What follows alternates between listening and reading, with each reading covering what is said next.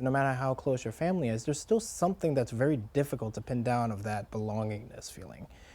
So I remember like throughout most of the beginning of the relationship, that was something that was very difficult to show to you, was that document papers and explain all this. Because for a very long time, saying adopted, adoptee, almost felt like a stigma.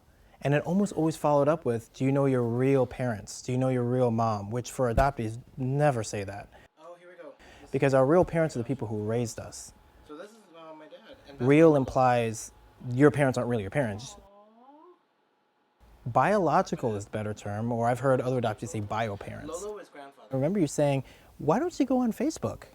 Like, why don't you just try? Because Facebook at that point now became big. So now we're in the 2010, 9? 2015 is when I first did my first search. Okay, 2015, there you go. So I remember going on the Facebook and I compiled this formal letter. And because of these papers and this particular album that was given, I had some clues.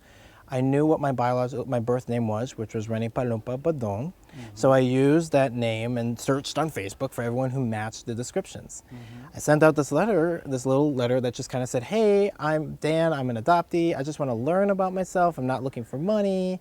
It's interesting that that has to be like the disclaimer before, like, I'm not literally looking for your money. It's so... Is that American? Is that us being Americans? Like, that's the first thing that we think about when... It's just kind of like, who is this person? Yeah.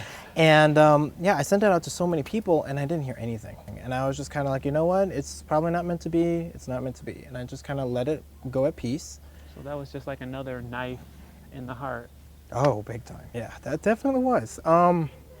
So then a couple years later, 2017 rolls around. And that's when I did a follow-up with all the people I messaged several years back. And I'm just like, you know what? I'm going to give it another shot in the dark. I remember it took some convincing to get you to do that follow-up. I remember you were very supportive of them. Just be like, just do a follow-up. Do it like you do with a job application. Just be like, hey, I'm just kind of wanting to know who they are, that kind of thing. And one got back to me. And he, now my cousin. I love it. I love it.